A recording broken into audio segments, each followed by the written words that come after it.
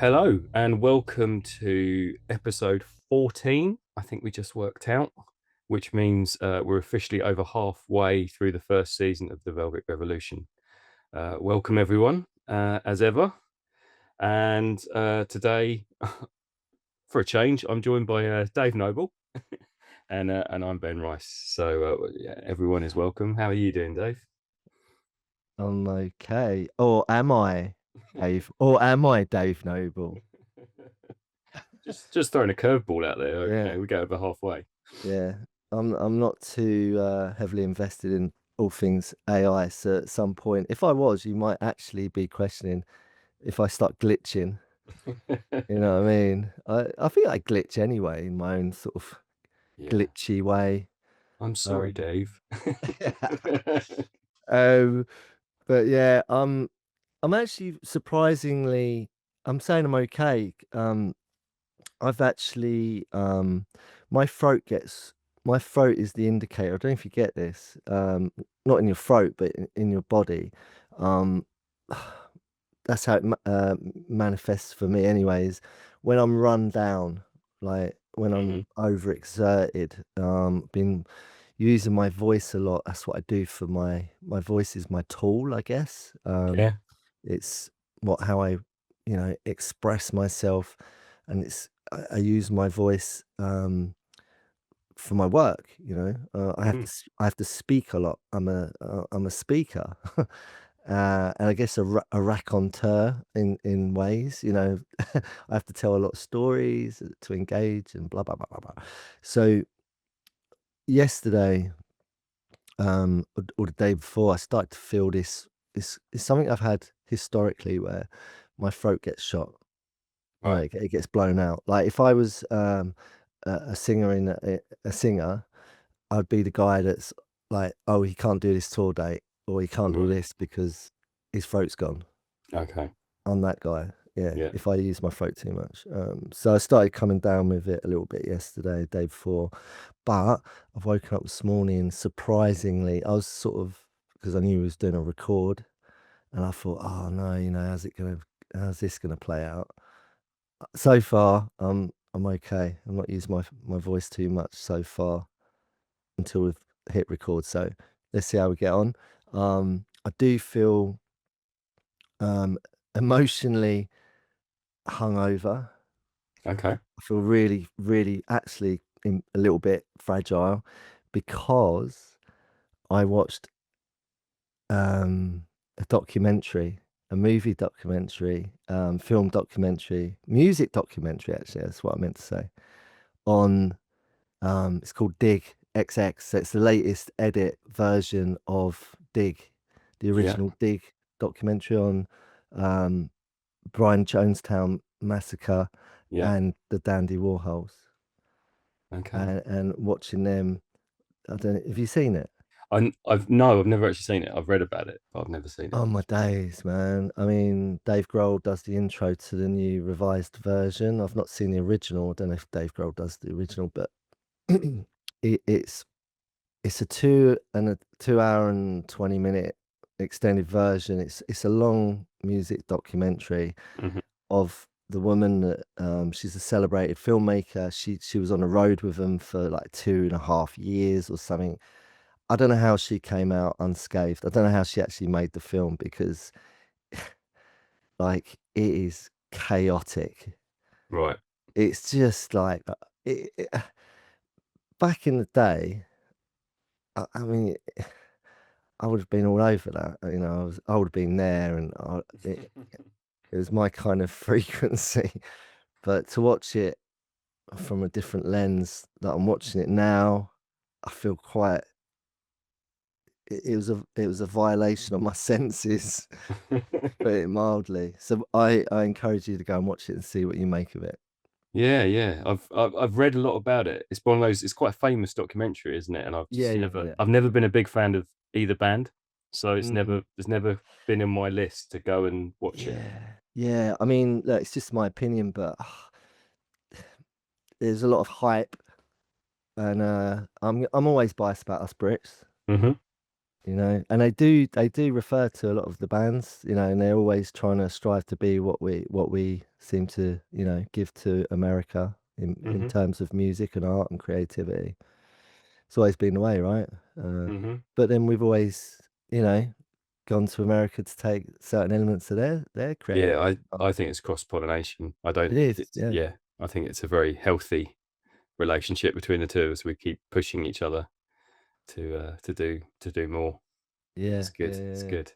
yeah, yeah, I yeah. I did exactly the same last night. I watched Catching Fire, the Anita Pallenberg story. Oh right, yeah, yeah, yeah, Have you yeah. seen that?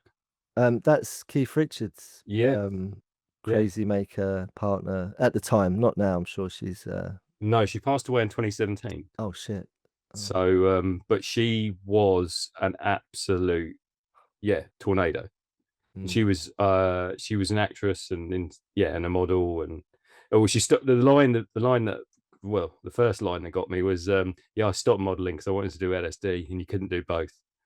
And she's this absolute, yeah, just incredible human being that just flew through life and took everything she possibly could from it. yeah, Yeah, real, and yeah, real character. I think she was Italian and German, so quite yeah, a mix. yeah, yeah, yeah. I think so. And yeah, I mean, she had a relationship with Brian, then she got with Keith, In and Morocco, in when Morocco, yeah, they drove from, yeah, yeah, yeah, yeah, and then she got with Mick when they film Performance. yeah, So I mean, she slept with at least three of the Rolling Stones. Uh, and yeah, she did every drug under the sun, and yeah. somehow brought a family up and had kids through it. But she did lose her third child. He died at 10 weeks. Mm, So I mean, but it's just yeah, it's the kids. The two kids are there talking about how they were brought up by Keith and Anita, and it's yeah, that's a interesting story in itself. what was it called? Because I think I watched this. Just Catching Fire. yeah, I watched it just recently because it's fresh in my mind about the whole what you just shared is what it's definitely what I watched. Yeah, It was totally it was like the whole chronological how it all played out. And yeah, yeah. yeah, yeah, yeah, yeah, yeah. And you're watching them record Exile on Main Street down in the south of France, Mm, and you've just got these little kids running around, mm. and like there's one kid. Basically, the whole reason he's there is because his dad sorted out all the coke for the recording session.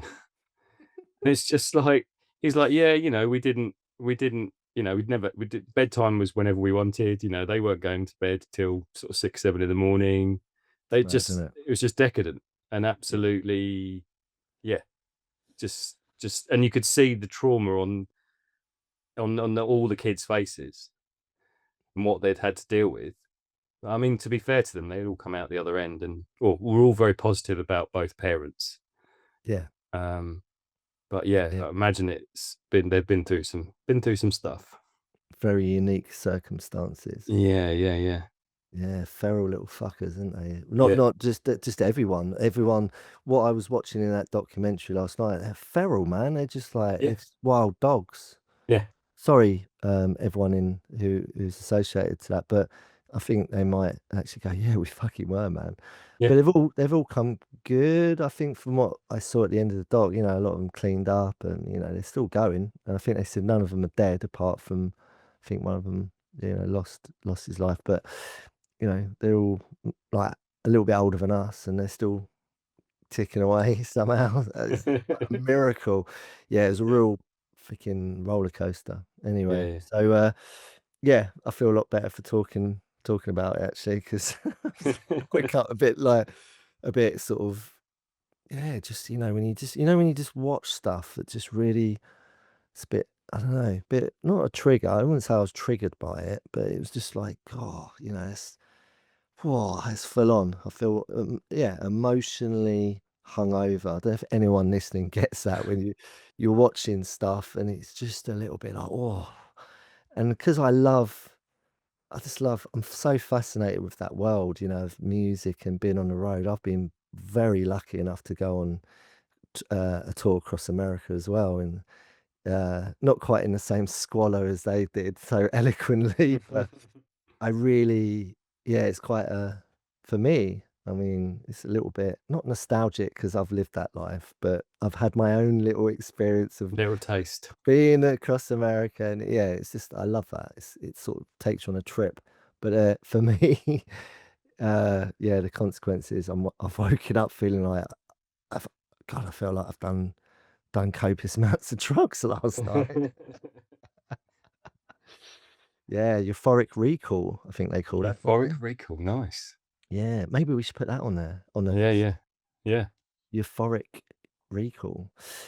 Anyway, um, how just ask, are you standing up or sitting down? I'm standing up today. So how is it? How's your How's my wound?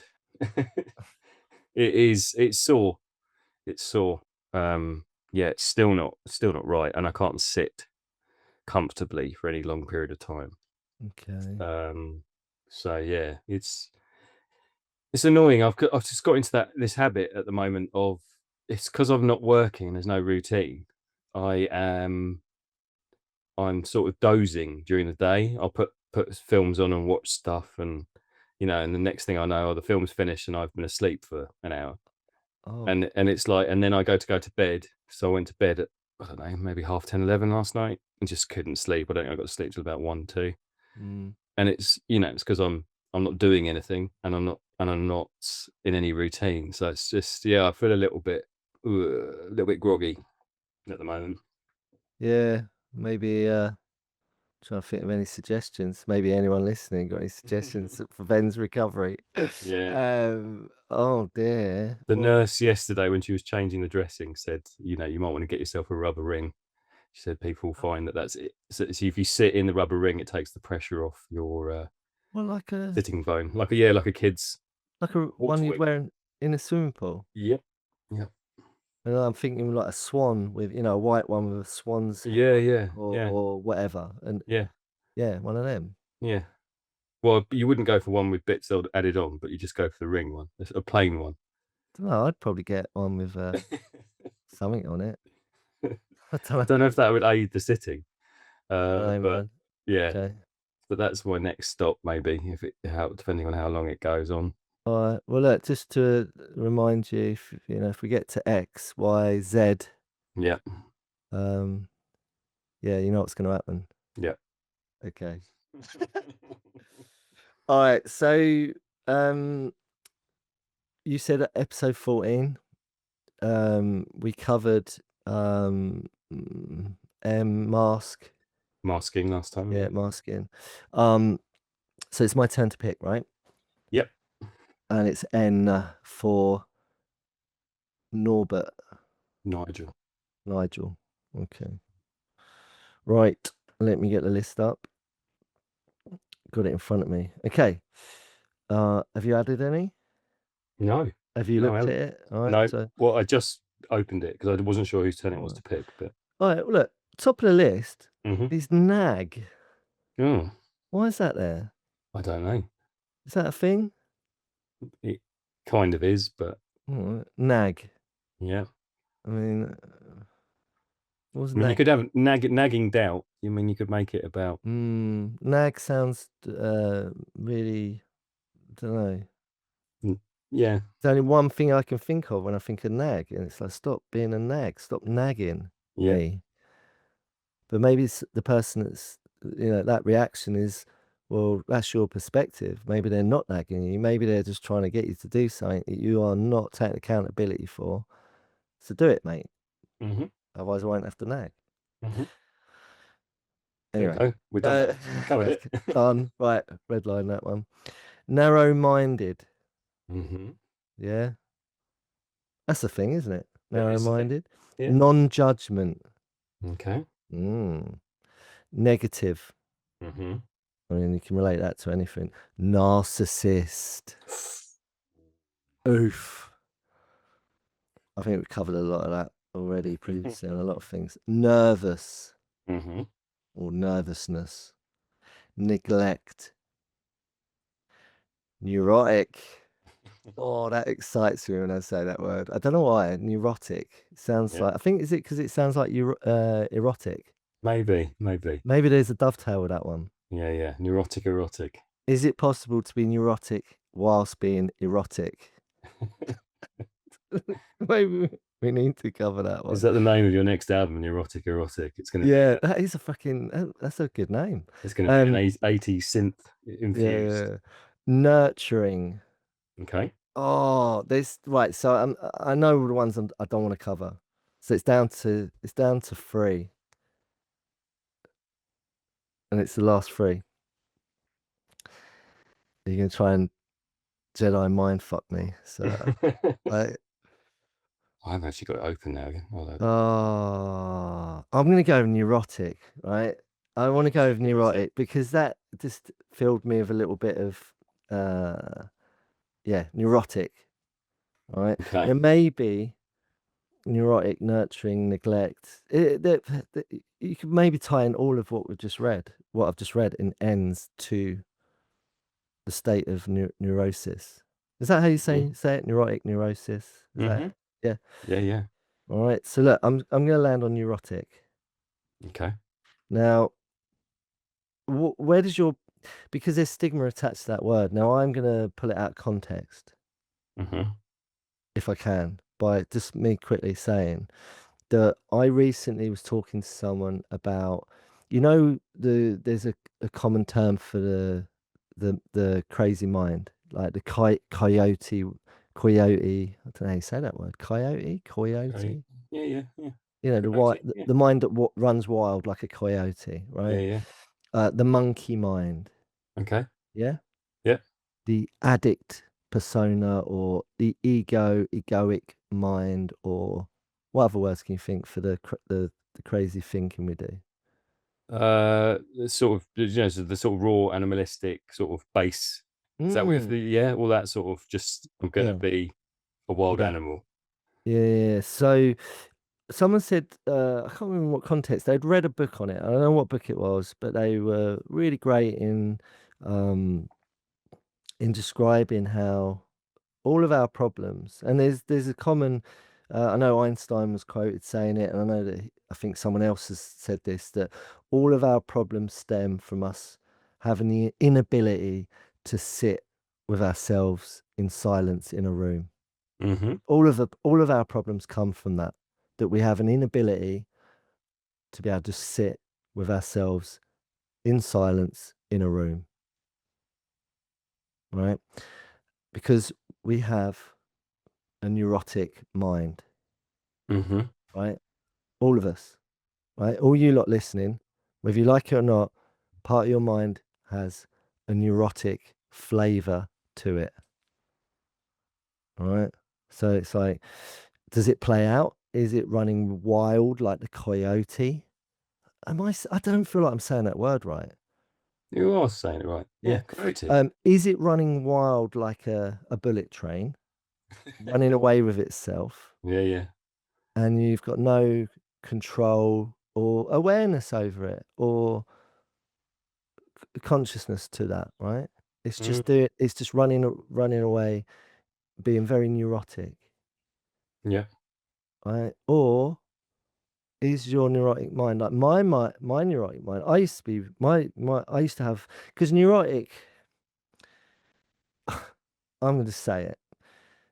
It normally has this really unfair stigma attached to, you're being really neurotic, you are, kind of thing. Do you know what I mean? Does hmm that make sense? What I'm saying? Yeah, yeah. It's got that a connotation, Yeah. right? And I think it's for everyone. It's not just for certain people or certain sexes, hmm genders, or types of people. Everyone has it. That's Yeah. what I'm daring to say, that everyone has it. We all have that component of on our bandwidth of thinking and our experience and our actions.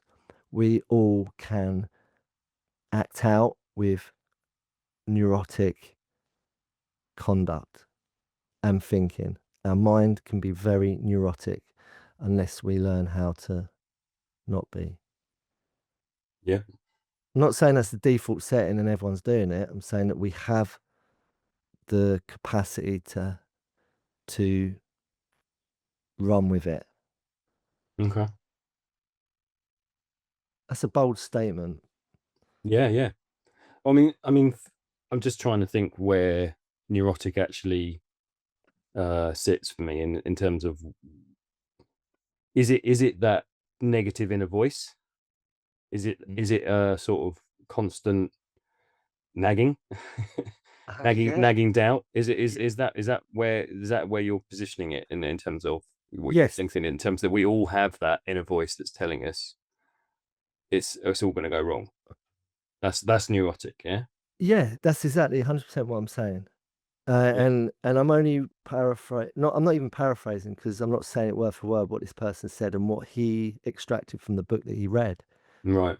but it's suggesting the monkey mind. Yeah, Everyone yeah. can relate to that. If I just look, forget neurosis, the monkey mind, people can relate to that. Oh yeah, my monkey mind. Yeah, I think we can relate to that more because monkey mind sounds a little bit more playful because it's a monkey. Hello, little cheeky monkey. Do you think people do though? And I guess I'm picturing that, uh you know, I do a lot of work at school trying to get people to understand how the human brain works. And I think that information is out there. Whether everyone is fully aware of it though, this idea that we start with the reptilian brain, which is just about uh survival mode, is about Oh, oh, oh. warmth and hunger.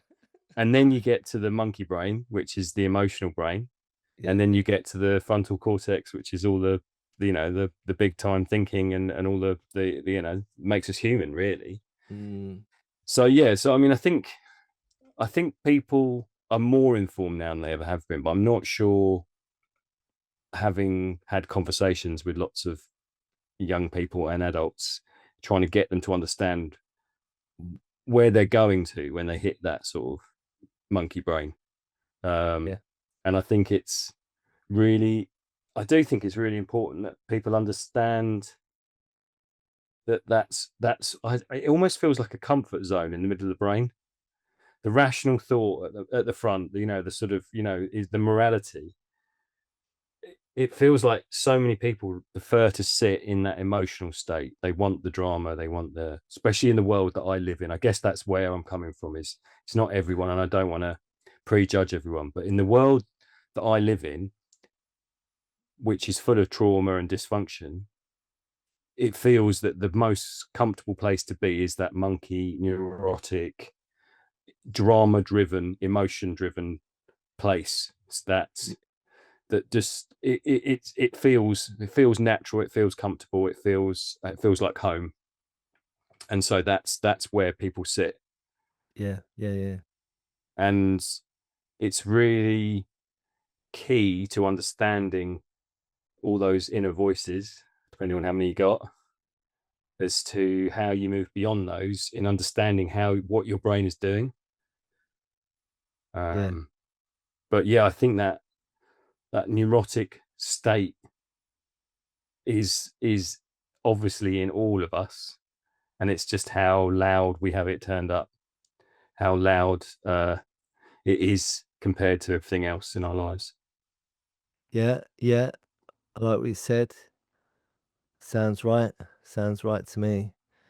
Going back to that quote, loose quote that I'm saying, is all our problems.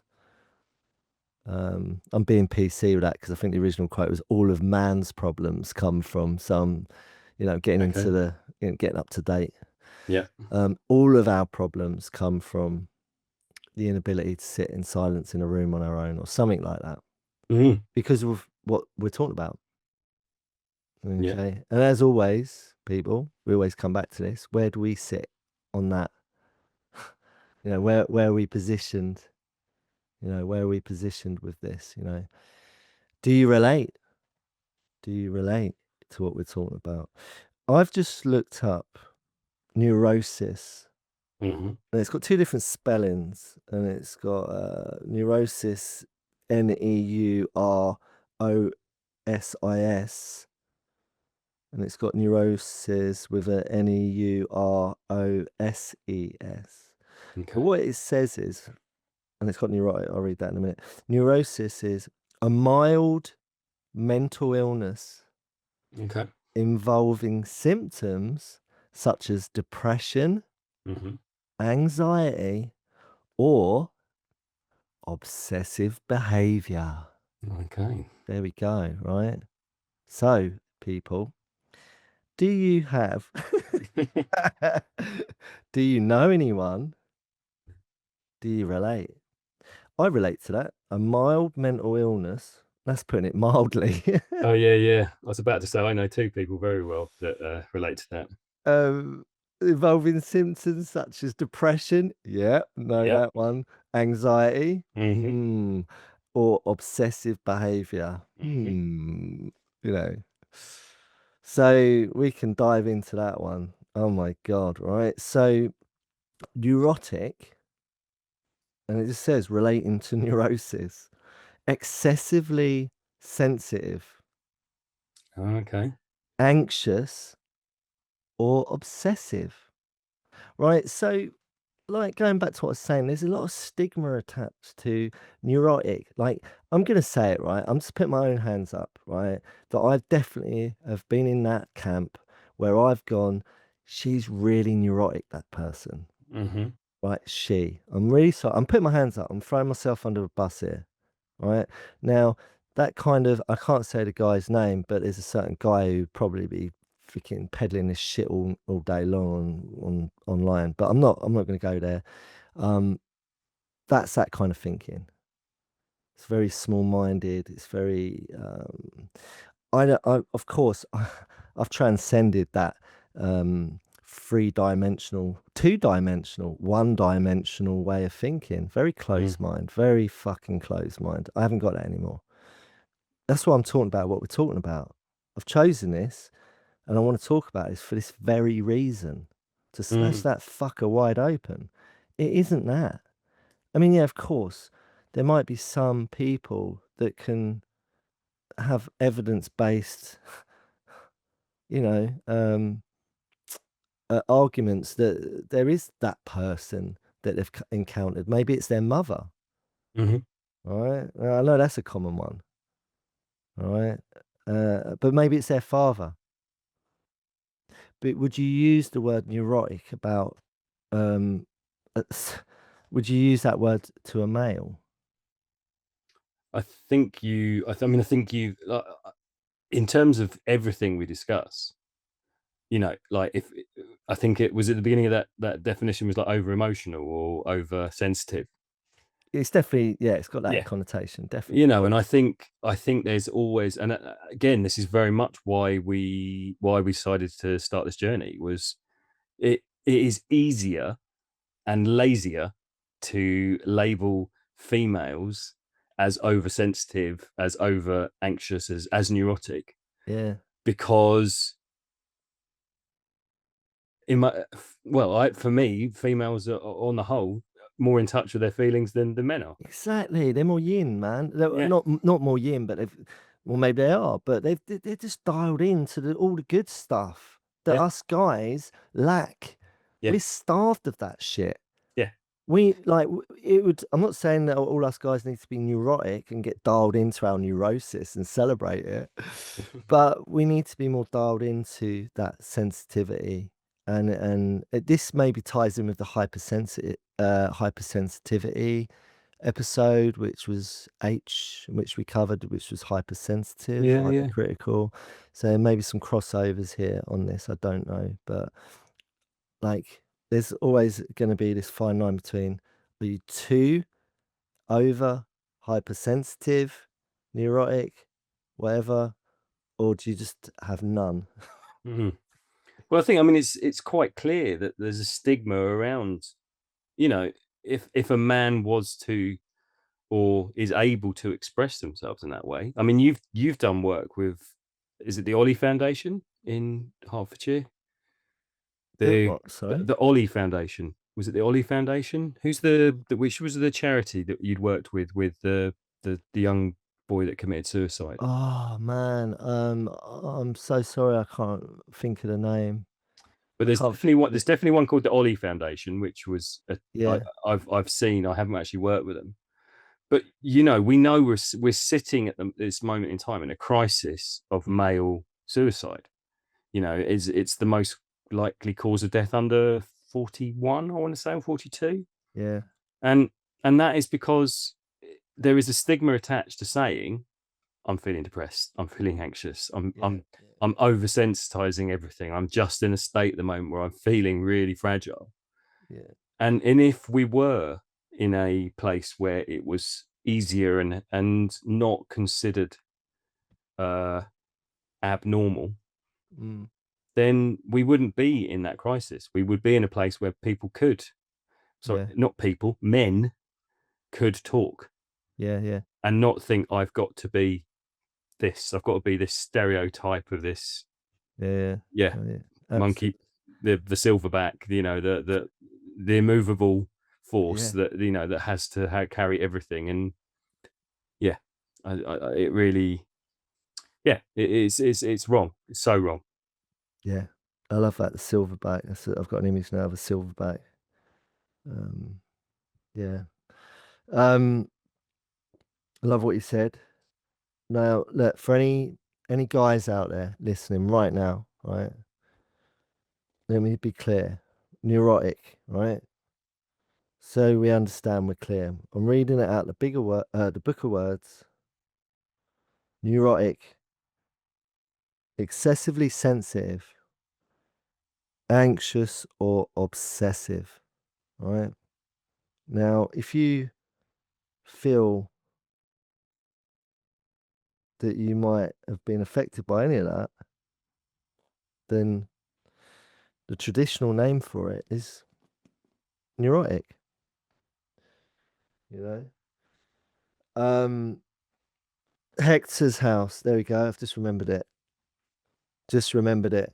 Hector, Hector, Hector. Hector's house.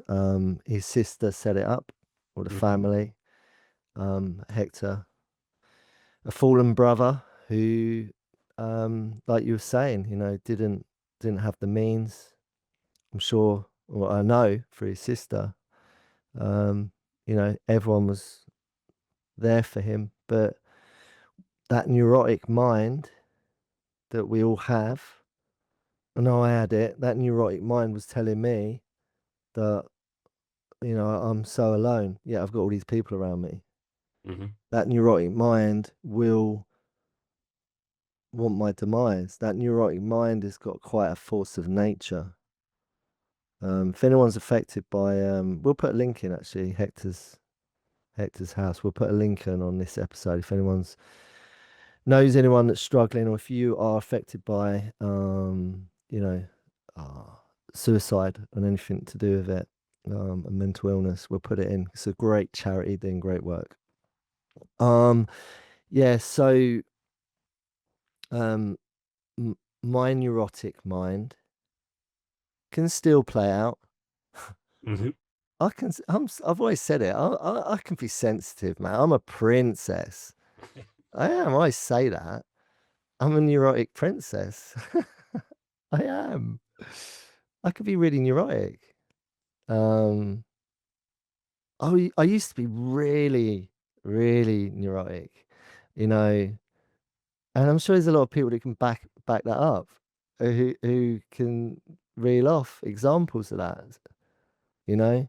And the irony is, I'd always, if I'm in partnership, like, so traditional scenario, I'm in partnership with a significant other, aka my partner, girlfriend, whatever you want to call it, right? Now, I'm unsure whether I actually came out with the word "stop being so freaking neurotic" to a girlfriend. I'm pretty sure I'm not. I probably didn't use that actual language. Mhm. Maybe I thought it. Yep. Maybe I repackaged it and reframed it and said "stop being so fucking sensitive," or whatever. Pretty sure I've done some of that. I'm pretty sure some of my ex loves, you know, if they were to listen to this, they'd be like, "Yeah, you did." Yeah. And that's okay. I can. There's no shame in that. I was operating on a very low frequency. I was very unskilled, very um, emotionally undeveloped, petulant at best, and and out of my depth. I just didn't really have the skills. And I had some people that my mum was she was my beloved mum, man. She taught me right and wrong. She did her best. She loved me. She did more than her best. She did great, man. And is it my mum's responsibility to uh to help me with that neurosis or whatever? I don't know if my mum. I might have to talk to my mum about this. Mum, did you ever think I was neurotic? I'm going to do that. I'll report back to that. Yeah. Uh, See what Um, mum says. yeah, I'll be interested to know. And it goes both ways. If my mum Mhm. was like, asked me, Dave, do you think I was neurotic? I'd be like, well, let's have a look in the dictionary and see what it says. It's like, I'm not sure. Let's compare. But I think the common denominator for that mindset behavior is is what is that? What would you say it is? I'm just trying to think. Why are we so sensitive, anxious, and obsessive in our demeanor, in the lens that we see the world? Why are we being neurotic? Where does that neurosis come from? Um, Maybe for me, surely there's got to be a sense of fear. I feel like it's fear driven. There's got to be some control there, or lack of control, because it's running riot. It's running. Mhm. It's running. Uh, there's that Buddhist term, master your mind, or your mind will master you. Mhm. And that's the neurotic part of it. If you until you learn how to um,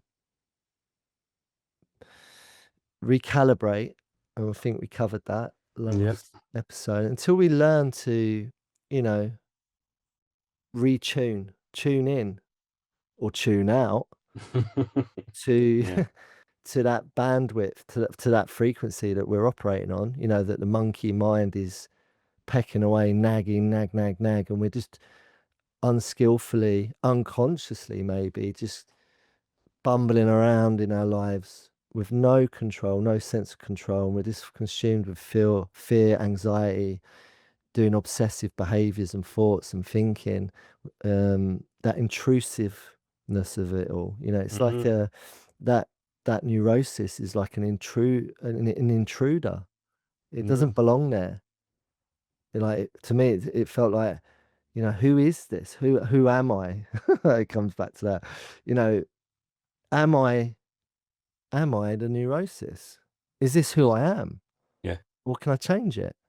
Yeah. And I think, I mean, going back to those documentaries we were talking about earlier, when you watch and I do think anybody that's sort of flung into that world of stardom, especially at a young age, I mean, the neurosis that is evident in trying to cope with that, trying to cope with all of that fame and wealth and attention at such. I mean, I think it's impossible to fathom at any age, but I think the older you are, the better.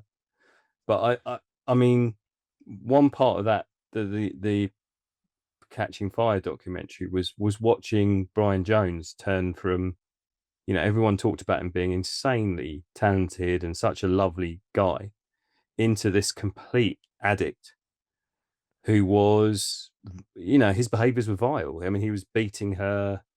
He was being really, he'd turned into a monster. And it was, he was definitely taking pretty much every chemical that was available to him. Um, and it felt like a lottery. you're watching Keith Richards talk on this documentary, and I mean, I don't know how old Keith is now, but I mean, how he's got to whatever age he is, I've got no idea. But you then got Brian Jones, who didn't make it past. I think he was part of the 27 Club, wasn't he? I believe he was, yeah. Yeah. But he took. I mean, I don't know if he took more than Keith, but I can't imagine he did, because I don't know. But it's a lottery, isn't it? Mm. And then once those chemicals hit the brain and enhance or change your neural pathways, or your chemical balance, and unfortunately for him, he turned into a monster, and all those neuroses were real. And so I don't know exactly why he did what he did, but he got very uncomfortable with her being an actress, having a life outside of him. He was very possessive. He has this absolutely beautiful woman on his arm, and he turns into this very possessive. I want to just, and you hear this a lot, not just in famous people, but I literally want to put her in a box and keep her for me because she's so perfect and no one else can be anywhere near her. And I think, I don't know quite where I'm going with that, but I think that neurosis, that it's especially if it's not tapped into, if there's no one to communicate with how you're feeling, if you add a chemical imbalance to it, Oh, then then it is an absolute lottery as to which side you're going to come out, if you come mm, out at all. especially if you're using psychoactive drugs, Yeah, like, you know, acid, yeah, yeah, yeah, for and example. yeah, and I think it's such a, in terms of going back almost to when we were trying to, talk about how the brain is put together. It is such a delicate instrument. Mm, We have a lot more understanding of it than we ever have done, but it's still so much more to discover. yeah, And I think the only way we can uh, help and work with people at the moment, that we do this talking therapy. It doesn't. It's it's not about it's not about stilling the mind. It's not about quietening the mind. It's about understanding what your mind is doing, and each mind is very, very different. yeah. We all have our own context, our own narrative, our own story, and we have our how do you refer to the adults in our life when we're children? You've got Oh, the weird adult yeah, creatures I always refer to, yeah. we've got to process that. Not everyone has Keith and Anita as their parents, but I mean that's quite a unique upbringing. But we've all got a place where we've been given some information, Yeah, yeah, yeah. and depending on how safe and how functional that is, Uh, I think then lends itself in elder life maturity to yeah. a point where you can function Mhm. well. Yeah, And like neurosis, or as you said in the definition, I mean, it's the start of mental health. That's why it has a stigma attached to you. Stop being so neurotic. The yeah, first thing I thought of when you said neurosis was Charlie Brown. I mean, and just Charlie Brown sitting there going, "Why me? Why won't she love yeah, me? Why won't she? Why is yeah, everyone mean to me?" And yeah, he's the ultimate neurotic character. yeah, yeah, yeah, And I just think, in terms of uh, where we are, we need to be able to uh, talk about how we're feeling in a much uh, greater depth. yeah. I love what you're saying, as always. It's, poetic to me.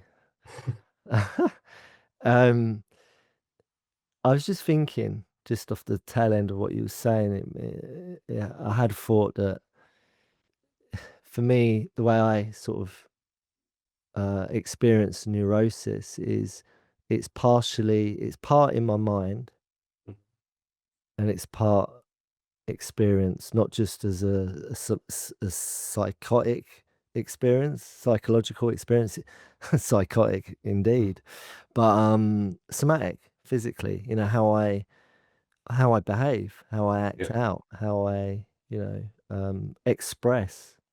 Hmm. So it makes sense to me if my mind is a little bit fizzy and wobbly and having spasms, if you want to use that word, Yeah. um, that aren't regulated and I have no control over them and they're just doing their own thing and I'm just accepting that, well, that's just what I am, that's just what I'm thinking. And maybe I'm not even joining the dots that that's what I'm thinking. Maybe I just think that this is how I'm wired and I've got no control over it. And then what's my interpretation of that thinking, and then thoughts and then that intrusiveness that neurosis creates? How am I playing out that neurosis that stems in my mind? Hmm. How am I expressing that in my day-to-day life? You know, am I walking around hypersensitive, hypercritical? We've already covered that. Go and listen to that one, episode 8. Um, am I being, am I manically depressed? And am I insanely obsessive or mildly obsessive, whatever? Only you lot know, or maybe you don't. I know how this affects me. So I remember when I started learning about this stuff. I remember when I first started to learn about what we're talking about. And for me, I was learning more about addiction because I was coming out of a long, long chemical romance, which was masking a lot of the stuff that we're covering that I had Hmm. unprocessed. It always comes back to the same thing: unprocessed experiences, Hmm. right? Unprocessed experiences that I hadn't yet dealt with, that I just buried, Yeah. right? And when I started to redeem myself and recover, um, and to heal through that process, which is such a beautiful process. And I encourage anyone who is relating to what we're talking about and doesn't feel like they're in a solution to seek it, whether that's through therapy or whatever. There's loads out there. Um, I started to learn about the nature of the mind because naturally that's what you do when you start to get into that process of I'm coming out of the madness of my neurotic mind and behavior and I'm coming into the solution, right? So I'm beginning to take that ownership of I'm going to master my mind a little bit. I'm going to learn about that rather than my mind mastering me and dictating to me. And I'm enslaved to that dictatorship that is the neurotic mind that wants me on the floor chewing my fucking toenails. Go figure that one. Hmm. So it is possible. um, just get your big toe in your mouth. Oh, I don't know why I'm going off with that one, no. but anyway, so I've just distracted myself from my trail of thought there, my flow. So when I started learning about the nature of my mind, Hmm. some of that was through, understanding, um, or listening to people that understood the nature of the mind. So some of that was, psychology from ancient scriptures from Buddhism, because they are the masters. I'm going to say that this is a bold statement. They are the masters. If you want to know how to truly understand your mind, go to the people that are freaking living it, Hmm. who are sitting there and really going inward and studying their mind in meditation. They're going inward. They was forget the psychologist, sorry psychologist, forget the freaking psychoanalyst, therapist, sorry therapist, forget the psychiatrist, sorry psychiatrists. It's the freaking Zen masters. They're the dons, man. They're doing it. They're living it. They're breathing it. They're really doing it. They're not just read about it. They're not studied it.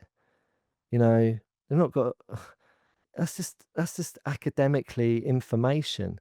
If you really want to know about this stuff, yeah, read about it. It's a good starting point. You know, I've done all of that. I'm not knocking those people. I've engaged with all of those people, and you know, take what you need and leave the rest. But there's some good people out there and good information. But if you really, really want to get into the nuts and bolts of how your mind works, go to the people that know it the best.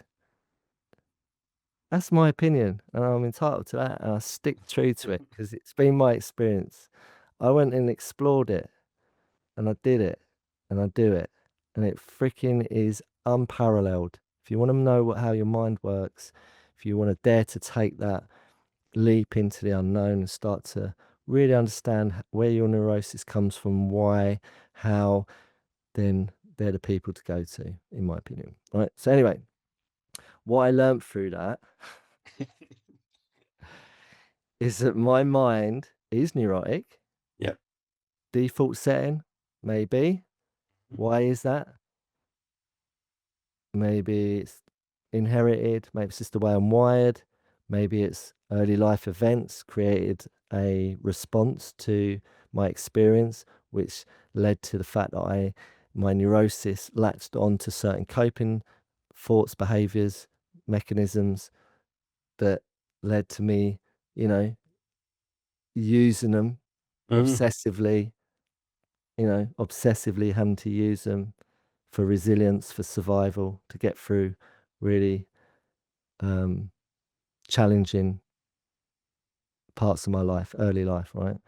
But what I learned is that that default, if you want to use that term, setting of my mind, my neurotic mind, half of my mind is creating that neurotic part, right? And there is a part of my mind that kind of can catch it and go, wait, no, no, no, no, no, no, no, no. No, no, no, no, no, no, no, no, no, no, no, no. This is what we're going to do. There's a kinder, more loving response to it. It's in there. We all have that. But until you learn to train yourself and your mind to that response and use it, then that part of your mind, that neurotic part of your mind, is going to create these little narratives, Mm-hmm. cheeky little narratives that are going to trick you every time. And the other part of your brain, which you haven't yet developed or trained, will believe it. All right. So if anyone relates to that, I don't know if I'm going too into this and getting too deep with it, but I'm really passionate about it because what I discovered is that when I started to recover and started to learn about this stuff, I understood what I'm talking about. That my mind has a pocket of um it has a there's some space in there where I can turn away from the neurosis and go in a different direction with a different result. Don't Mm-hmm. have to be governed by that neurotic mind. Does that make sense what I'm saying? Yeah, yeah. Because until I learn to do that, then that neurotic mind is always going to be the master of me. Mm. So what I'm describing is you're flipping it. You're flipping the power. And we all have that ability. So if you feel like, well, this is just my lot and you know, I can't do anything about it. It's just the way I'm wired. I say, well, maybe you tell yourself that. Keep believing what you're telling yourself, that narrative. That's part of the neurotic mind telling you that you haven't got a choice. But you have got a fucking choice. Yeah, I mean, I think the neurotic mind is incredibly powerful, and it does a really good job of convincing us that is our lot. And I would say, from a male perspective, that it also it also does a really good job of convincing us that this is the we're the only people feeling like this. So I know for a fact that the majority of my 20s, which I would say was when my anxiety was at its peak, um, and it was really debilitating. I'd have panic attacks in the cinema. I'd have panic attacks whilst I was driving. that's where my fear of flying came from. It was preventing me from doing things because it was easier to not. It was easier to sit or stay under my duvet than it was to go out and have a panic attack. Because I remember one day, for instance, I just couldn't get on the tube, and I felt like an absolute. I just felt like I just, like no one could possibly understand what was going on in my head, Mm. and I needed to get from North London to South London, where my sister lived at the time, and I just remember sitting outside King's Cross Tube, just trying to calm myself down enough to get on the tube Mm. to get down to South London. And there's so many instances like that when I was in my 20s, in this sort of grip of anxiety and neurosis, Yeah. overthinking everything. And the only way I could numb that at that point was through alcohol. Mm. So I would drink and everything would be all right for about 5, 6 hours. And then I would have the most horrendous hangover the day after, which would cause another level of neurosis And and can I more just interject? anxiety. Yeah, Yeah, yeah. can I just interject? And with alcohol, anyone that doesn't know this, now you know this, and it's commonly known, so not really, it's not like a freaking major revelation. Alcohol, ethanol, the substance component to alcohol, is a hugely depressing. It's a depression. Mm, It's so. If you already feel quite depressed and you're using alcohol to alleviate and lubricate that depression, fuck me. Honestly, you're gonna get it tenfold.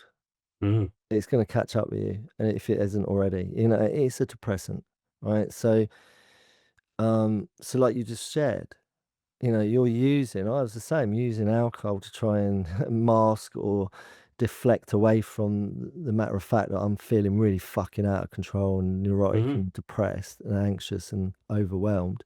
So I'm gonna sling a load of freaking, you know, sherbets down my throat and and wonder why I'm still caught in this perpetuating cycle of doom and sense of depression. mm. You know. Sorry, go on. I interrupted No, I mean, I think, the other thing is you don't always comprehend how exhausting it is on your body. So when you're in the grips of anxiety and overthinking, and you're pumping your body full of chemicals, you. you're overstimulated, your body's trying, fight or flight or freeze. Mm, And when you do come out of that state, you're absolutely knackered, which again leaves you with uh very little left to actually do something about it. It's mm, sort of you're constantly depleted.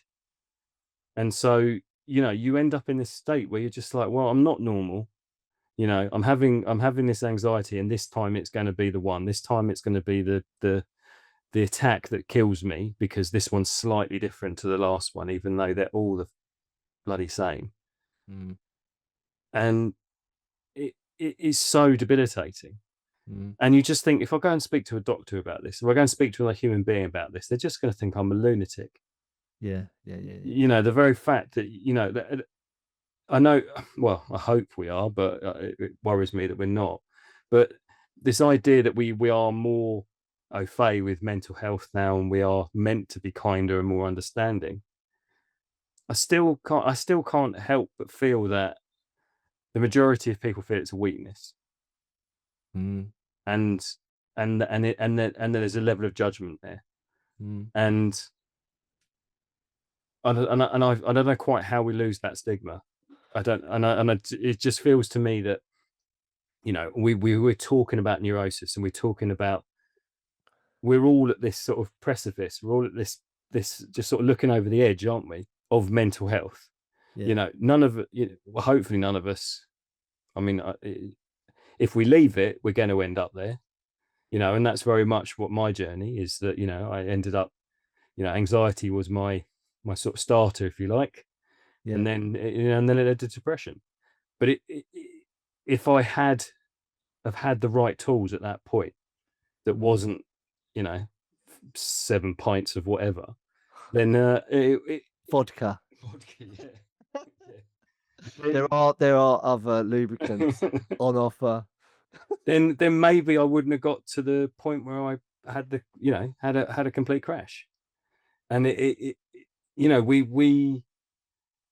the only way we're going to understand what's going on in someone else's head is if we talk to them about it. And we are so bad, particularly men, and I am going to Yeah. label us, particularly men, at actually saying, fuck, I'm really struggling at this moment in time. Yeah. It's true. I believe it's look, I've got evidence, so let me share this because I just want to spread the gospel of truth Mm-hmm. and hope as well Yeah. is a big thing. So anyone listening, any guys, right? Any guys out there listening and you're relating to what we're talking about and you're secretly sort of thinking to yourself, oh fuck, shit, yeah, I hate to admit it, but I think this relates to me, man. Mm-hmm. And what am I doing about it? I'm freezing. I'm not talking about it. I'm just trying to keep it all on the down low. If you ask me if I'm all right, yeah, I'm great, mate. Yeah. Oh, what should we go out? Let's get on it. Yeah, brilliant. Let's get on it. And let's do that weekend on B4. All that, B4, all that stuff, right? And is that the solution? Like deep down, right? I'm gonna dare to say this. Deep down, it isn't. It isn't, right? Don't even try to pretend that you think it is, because deep down it isn't, right? Right? That's the bottom line. Deep down it isn't. We all know deep down that something's not right. I knew for years, like you shared, I was carrying around this sense of, you know, impending doom, fucking something really bad's gonna happen, gnarly. I'm gonna be honest, part of my life, there was an episode where I thought I was fucking cursed. Thought I had some black voodoo magic shit that had happened to me somehow or something, and I thought I was possessed at one point. I mean, how fucked up is that? Mm-hmm. That's my neurotic mind. Mm-hmm. Like, that's how powerful this shit is. And psychotic, psychosis, neurosis, all of that. It's all intertwined. Them textiles intertwine, excuse me, and then mesh into each other so effortlessly. Mm-hmm. Now you throw in the mix all these chemicals, and alcohol is included in that. Believe you me, alcohol is part of that. Or smoking a little bit of doobs here and there, it's all part of that psychoactive reaction that's going to arouse, and that's a good word, it's going to arouse, it's going to give that fucking neurosis a big fat whopping erection, right? Mm-hmm. Okay, just to spice it up a bit so it doesn't sound so serious. It's going to get a chubby, right? Okay. All right. Yeah. And what are we doing about it? Why are we just choosing to stay so fixated in that denial? Is that part of the neurosis? The neurotic mind is telling you there's not a problem, because the nemesis of the solution is that fucking denial voice, the nemesis, the denial telling us there isn't a problem, that it'll be all right, something will just work itself out, blah, blah, blah. That narrative that we keep telling ourselves, that I kept telling myself, that Mm-hmm. something will just, oh, this, this woman will fix me. All of that, innit? Mm-hmm. Right? And we freeze. Us guys, especially, we freeze. Now, in inherently, maybe we're just born with this mindset, or it's part of our DNA that oh, I'm the man. I need to pull my socks up, roll my sleeves up, and just dig deep and keep going, and all of that mindset. Yeah, that we're tough. That I'm tough. You know, that I'm all right, mate. Don't worry about it. I'm all right. Everything's cool. But the reality is, I'm fucked. Mm-hmm. I'm fucked. All right. I'm depressed. I'm unhappy. don't like myself. I can't see a way out. So I'm just gonna numb it. Yep. Right now, getting back to what I wanted to share about the hope part, because that was all quite depressing.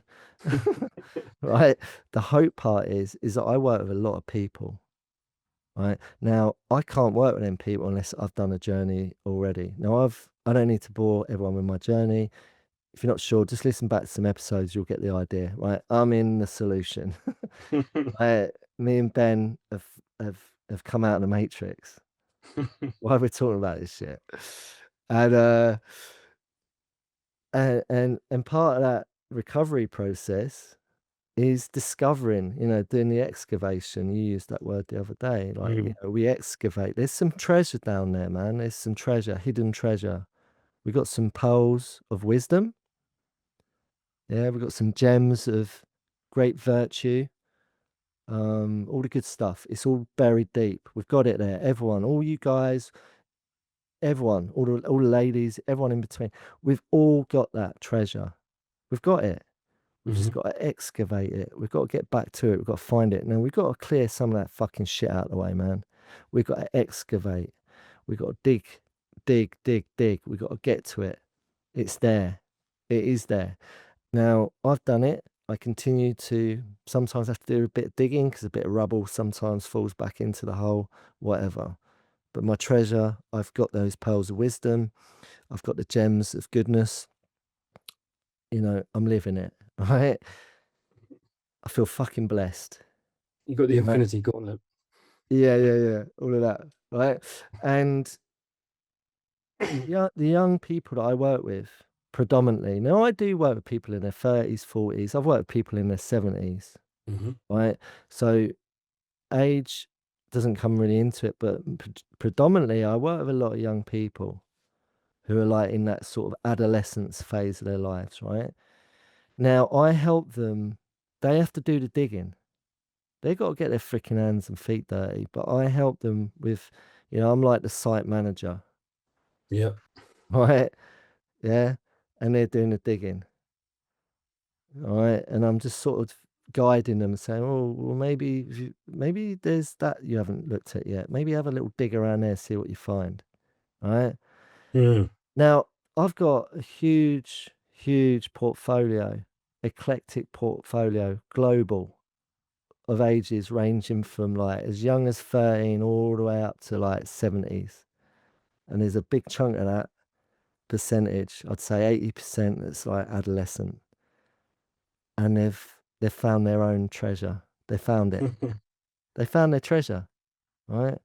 And they're starting to understand about the neurotic mind, everything we're talking about, and how they can combat and overcome depression and anxiety and intrusive thoughts and powerlessness Mm. and all of that stuff. Yep. What they understand is what I understood, that I am as sick as my secrets. Mm. All right. And until I admit to myself and one other person, that's all we need to do. That I haven't got all the answers, that I feel like I'm a bit fucking neurotic. I'm a bit psychotic. I'm a bit bent out of shape. Yeah. My mental health has got an almighty erection right now. It's taken too much Viagra, man. My mental health illness, my mental health, my mental illness decline is running riot. And I need to admit that so that I'm not as sick as my secrets until I share that and get real about it. So I've got a lot of evidence that it is possible. So if you're maybe a little bit older and you got all that pride and ego, and the neurotic mind is telling you there ain't a problem and that you don't need to get honest or real with anyone about your shit, I say to you, what are you waiting for? Because it's never too late and there's a lot of people doing it. So why aren't you doing it? Mhm. And I think you have to, like you said, the ego, the obsessive mind, the neurotic state is incredibly addictive. It's incredibly intoxicating. And the It's, moment you it's go on, erotic. it's Sorry, erotic, it's my erotic. Yeah. being neurotic is erotic. Sorry, sorry, go on. Yeah, you're producing the next Madonna album with that. Yeah. Um, I where was I going now? Sorry, I fucked your flow. Sorry, go on. Start again. Start again. Sorry.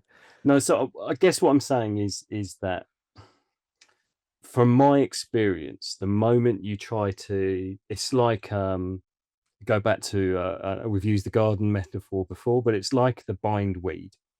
You know, this Mm. this this this this weed that is totally taken over and is just entwined around everything. And however much you try to sort of pull it off and dig it out, it still comes back. And that I think is when we're stuck in that neurotic space, when we don't think there is another solution. It is so difficult to take yourself out of that and to find a way forward. And like you said, there is, the difficulty shouldn't be the problem. It's not going to be, you're going to start doing the work and then tomorrow morning you're going to wake up and it's all going to be fine. This is like it's like an acceptance. This is ongoing. And I think the other thing that really I would say to anybody that is struggling is anyone that's trying to help, and it's difficult because it's like someone, you know if they're too close to you and they're like, you should do this, and then you go back to the nagging, and it's like, well, I'm going to do the fucking opposite. I'm going to eat the whole box of crunchy nut cornflakes. Thank you very much. I don't need to do any fitness. I don't need to do any dieting. I'm fine, thank you. Don't you dare say that thing to me. And I think for me, what I know, when I knew something was right, as in it was going to take me forward, it made me feel sick. Like if someone said something to me and I was like, oh no, that really feels wrong. I don't want to do it. I can't let go of that. If I've got a knot in my stomach, like someone, I remember someone saying to me, do you really need social media? What's it serving you? How's it working for you? And the moment they said it, they, I was like, oh no, that feels wrong. I don't want to let that go. And they said, why don't you just put it on pause for 30 days? And if after 30 days you're missing it so much, it's really debilitated your life, then go back to it. It's there, so you've just put it on pause. But, all good habits take 30 days to form. And after 30 days, it was like, I haven't really missed this. I don't need this. This isn't filling any purpose in my life. I can step away from this and I'm fine. So it's really difficult, I think, to take yourself away from that neurosis and anxiety and depression, and because it is so all consuming, all powerful. And when people say to you, try this, your automatic reaction is like a sort of clenching, a tightening. It was for me. And it's Of like the buttocks. off the Of the buttocks. buttocks. We're not talking about those. Of the stomach. I'm gonna go, I am very gut driven, but uh, and it is, if it feels, if it feels wrong in your gut and someone's telling you, it's probably the right thing to do. And that for me is how I always approach something now. So if someone says you should do this, and my gut automatically tightens, and I'm like, no, I don't want to do that. It's probably Yeah. the right thing to do. Yeah, yeah, yeah. I love what you're sharing about this whole, because it's habit. Mm, Habit, or if it's at our detriment and others, there's always bad habit is obviously a common term, or obsessive behavior, addiction, entanglement. I love the word entanglement, as you know. um are we entangled in our behaviors, and our thinking, and how do we undo that? And that's what you just brilliantly shared. That that's a great one. So anyone listening, you know try it. 30 days, man, go without. When I first got into my journey of recovery hmm from my chemical romance, I remember the very first week I was doing it, I turned to Tony. Hey, Tony, love you, man. You're fucking a legend. He's the guy who, without him, I wouldn't be talking here now. Mhm. He was like my early sensei, mentor, whatever you want to call it. And I turned to Tony in the first week of me doing it, and I was like, yeah, I'll just do this for like 30 days, month, you know, and I'll sort my shit out and I'll be good. Mhm. And I was very naive, not stupid. I was just a little bit naive, bit green to what I was about to encounter. Because here I am, like, you know, years later, um, really living it and in such an amazing, incredible part of my life, you know, act free, have been for a long time. But, you know, I couldn't foresee it possible that I would have to, you know, it is a real. I was saying this to some young people yesterday because I take the group I take for aftercare for a certain specialist treatment center for adolescents, and there's all of the young mavericks that have done exactly what we're talking about. You know, they've extracted themselves out of the fishbowl of behavior that we get caught up in. Mhm. It's a perpetuating cycle of behavior. And they've been able to be placed, and they have got the luxury of being able to afford to pay for this experience, to go somewhere and be in a different container, and not a unhealthy container like some schools. There are some good schools out there. Um, but they're put into a specialist place that is equipped to deal with such matters of Mhm. helping people with their journey of self-discovery, recovery, and unpacking and unraveling and disentangling from behaviors.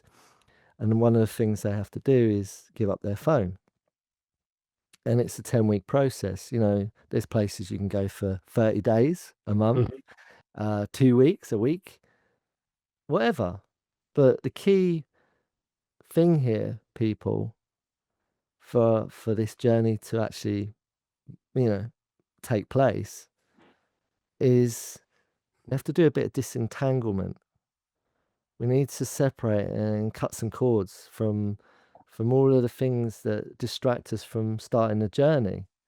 You Mhm. know, and like that's where I was naive with Tony because I said, yeah, you know, I'll just do it for a month and I'll sort all my shit out and then I'll be good to go. And little did I know that it really is it's a dedication to a lifestyle change. You've really got to have some heart and discipline to and some accountability. Now, if you can't have accountability with yourself like I couldn't, then we need to lean on other people to help us. You Mhm. know, maybe you might be like me and struggle to do it on your own. You know, to try and disentangle. You know, maybe we need a little partner in crime or a crew, like a group, or some professionals that actually know what they're doing, you know, to help us assist us in disentangling from certain thoughts, behaviors, you know, and lived behavior, lived experience. Um, so I've got evidence, man. Again, I keep coming back to it that when people engage in that process, things start to change. And are you ready to do that? Do you want to do it? It always comes down to accountability, getting real, and you know, can you be fucking asked to do it? You know what I mean? Yeah, and I think it is. And unfortunately, how asked you can be to do it depends on where you are in that journey. And it is. It's the only person that can do it is you. But I totally reiterate what you just said. Is you very few of us can do it on our own. Very few of us. You need some accountability. You need that support. You need to be able to talk to someone and say, "This is what's happening to me." And also, I do think you need that person to be able to reflect your journey back to you. 100%. You need someone that has been on that journey and is hopefully a little bit further along, so that you can see that there is hope. Yeah, That's where the hope is. Like you're saying, there's all these people you've worked with, all different ages, and they've all made some changes, yeah. and So it's so it's got difficult to make those changes on your own. I'm only going to eat one biscuit today. I'm not going to eat one biscuit. I know I'm going to open the packet, and if no one's going to say anything to me, I'm going to eat the whole packet. And then I'm going to go and buy 10 more packets. Yeah, and a big box of crunchy nut cornflakes. Yeah. Love it, love it.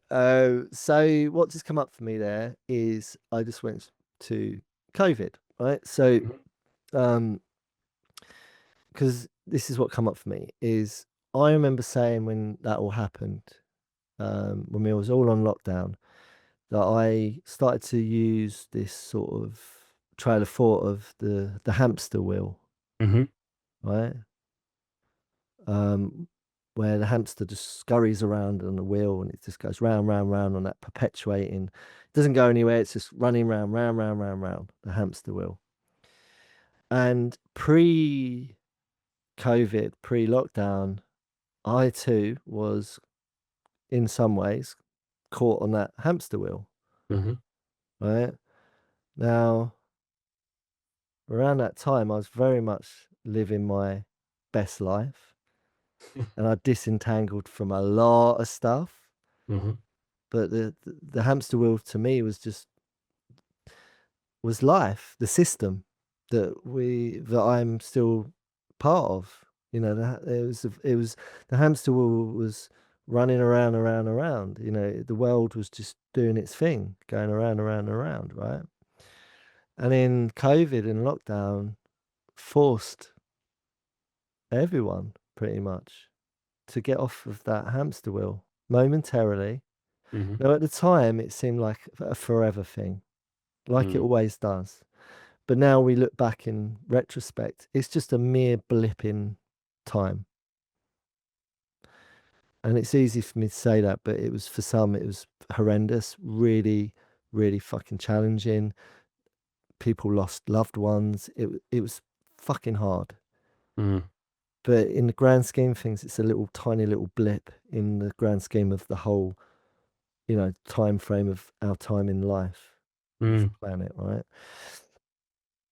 But at the time, it felt like, God, when are we going to get back to it? And I always said this that getting back off lockdown, and I always said when we get back on that hamster wheel, it's going to go faster mhm, because that's the nature of the beast. It's like, that saying, when you stop doing something in an obsessive, addictive way, you get some respite, but you've got to understand the nature of the beast. That thing that you're fucking getting respite from will be doing press ups, as they say, and it will fucking get you. If you let your guard down and you think you've nailed it and you've just, you know, you're in full remission from it, it will fucking have you. mhm, You gotta do the work, man. You've got to have a daily, day to day, moment to moment awareness of the nature of the beast, the neurotic mind, the nature of that. That it will get you. Now I just knew that when we get back on that hamster wheel post lockdown, that it's going to go faster, and it has done. I feel it has done. Now, momentarily, I remember being out on walks in nature. I was talking to someone about this the other day. I was out on walks in nature on my favourite little routes going through. Before I moved there, I was, really in the fields, in the shires mhm. where you are, walking through all the woodlands, the forest, the farmland, all my little secret spots that I used to go on. And suddenly I saw other people on it. And I'm like, my first thought was, how dare you be on my land? But then I sort of, got out of that judgment and thought, actually, no, this is great. They're finally connecting to something that's always been there, and they've Yep. got off the hamster wheel and they're now connecting to nature. So momentarily, a lot of people woke up, Yeah, yeah. right? But when we got the hamster wheel spinning again, we all got back on it. Some people just accelerated and just got re-entangled and got caught back up in the neurotic mind and all of that stuff. Excuse me. And then some people actually chose to change it. Mm. And if I just completely riffed out there, but that's what No, came up for me. What you were saying, that's what came up for me. I think it's very real. I think lockdown for me personally gave me a lot of space, gave me a lot of time to do the things I like doing. Like you said, walking in nature, being a bit creative and doing all the good stuff. And it was I found it I found the space really enjoyable. And without wanting to get into any sort of major political conversation, I think you're right. I think what happened in those couple of years is that capitalism, money took a real hit, and it was just in the background doing press ups, waiting to come back a bit stronger, and to make sure that when we got back on the hamster wheel, that we went at it. And I think that's the world we kind of live in now. Is, as you said, some people really enjoyed that space and time, Mm. and got to a point where they're like, no, this is a much healthier and nicer way to live. I don't want to be on the wheel all the time. I want my own time. And that scared the hell out of normal. The you know, the fact that people that, you know, have accumulated a lot of wealth were like, no, we can't have people thinking there's a different way. And I think that's where we started teetering on the edge of this new way of being, this revolution of the heart. Um, 100%. and I think that's where we need to get to now, because people are scared of, you know, what do you mean you can do a 3-day working week and the world could still keep working and still keep functioning how it has? And it's true. You know, none of us are irreplaceable. You know, Yeah. this money, it's like, well, what we're accumulating money for money's sake. And actually what we really want to do is do the things that give us Yeah. fulfillment and joy. Yeah. Go out fishing, catch 5 fish, keep one for your family, sell Yeah, 4 so you got a bit of cash in your back pocket, yeah. and Play with your kids on the beach in the afternoon. yeah, exactly that. And I feel like some people, really connected to, they had an aha moment of like, yeah, this feels good. This feels like my true nature, because it Yeah. is. It is Mhm. the true nature of Yeah. the way we're meant to be.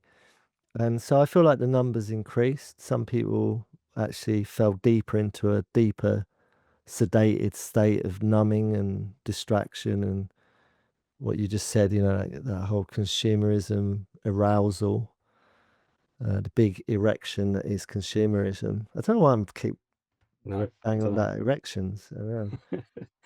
know. There's something Freudian going on for you, Dave. I don't know what it Don't is. know, yeah. Something in that. Maybe we can cover that on another episode. But yeah, and I feel like it just illuminates and reinforces what we're kind of suggesting, that, you know, clearly a lot of people suddenly took a decision, and they had the heart and discipline and the awareness, consciousness. They were conscious enough, connected to their truth, to go, I need to live this way now. Mm, I'm going to go and do it. And that's exactly what and I think this is a good ending point on, and what you said it, revolution of the heart. We've always said it. mm, Like, it always comes back to that, which is, it starts with me. yeah. It starts with me. Like, all I need to do is pay attention. This is it. Pay attention to what my body is telling me, not what my neurotic fucking monkey mind, out of control, manic, maniac voice in my head is telling me, because Mhm, that's not my true nature. Pay attention to your body. Are you having panic attacks? Are there things that is your body telling you, giving you little signals? Because it does. It's got a mm. lot of intelligence. It's far more supreme than artificial. The clue is in the word artificial, right? Our bodies are very intelligent. They tell us when something's wrong, even when we might not have the intelligence to fucking notice it. So we've got to get conscious. We've got to somehow pay attention to what's going on in our lives, see the signs, and honor them. We've got to turn up for ourselves, stop abandoning ourselves, and start to connect to our true nature. Yeah. And I And think, it starts with us. yeah, That's how to do it. yeah. And that starting with us is the right place to be. And I think it is, that we are taking control of ourselves and making some good choices for ourselves. Mm, And I think the more, we've talked about this today, the more we can come together then with conscious thought, with mm, positive thought. And that's very much what this is about, is this revolution, this mm, velvet revolution is about finding those people, because mm, we exist. mm. These conscious people are there, but it's about knowing that we've got each other and that there's a support Yeah, network of those people where we can do analog conversations yeah, and have organic natural experiences yeah. of connection. And so yeah, I think that, we've talked about this a lot, and we've now set up our email. Join us at the velvet revolution pod.com. you know get involved. Let's start to see what we can do and what this revolution can be, because yeah, we know we want it to be a shared experience, not just you and I banging on at each other. Well, look, I love that, and I've got ideas. You've got ideas. I mean, I can always already see what we can do with this, and safety in numbers, man. It's a Yeah. collective, so I'm sure we'll share more on that as we go. But yeah, just backing up what you said. If anyone's got any thoughts, any sentiments, pearls of wisdom, um, you know, even anything you're struggling with, we're not therapists, man, but we've got some good shit that we could maybe sprinkle into the mix to maybe, give feedback even, you know, Mhm. because I don't think we should be giving advice, but, feedback and insights is what it's all about. Yeah. Connection and mirroring and shared experience. That's all we can do. That's all we can Ex- do. Exactly that. And I feel like empowerment is the word that came up for me. Hmm. It is a provocative word because power is something that means a lot to people in different ways, but it's got a certain oomph to it. Of course, the word power. Um, is it healthy? Is it dysfunctional? Is it unjust? In the moment, current state of affairs, and I feel like where are you getting your power? Have you got any power? Do you feel powerlessness? So, for me, I started to gain power when I stopped abandoning myself. Hmm. And I started to do what you just said, started to connect to my truth, get real, and start to connect to like-minded people who could assist me in having a more fruitful experience going forward. And that's where my empowerment came from. So hopefully some people might be starting to feel like they're relating, excuse me, to what we're saying. And if that's your empowerment, then that's a good starting point. Yeah. Yep. Yeah. Great. All right. How was that for you? Very good. I'm glad I picked it. I just feel that, yeah, I feel like we've done it justice in expanding it outside of the confines of what I think we can all presume it means. Hmm. I know for me, that's how I used to see it. It's a very um, obvious word that has an obvious connotation to it. So I feel Hmm. like we've done it justice by hopefully, making it a little bit broader and in what it means. Yeah. And going back on that sense of power as well, I think hopefully taking a little bit of power out of that word, a little bit of the stigma of, like, it's okay to be a little bit neurotic. We all are. Yeah, yeah. So, hopefully we've taken the erection out of neurosis. And we've done a bit of, just you getting the word erection out, and hopefully you can stop thinking about erections for a while. Yeah. Yeah, yeah. Neurosis now has blue balls. Oh There my we go. god, did I just say that shit? We're keeping that in. There we We're go. keeping that Right. in. Okay. Right, mate. Till the next time, have a good whatever amount of days it is, and take care of yourself, and yeah, speak soon. Yeah, Mr. Rice, and you. Take care. See you later. Bye.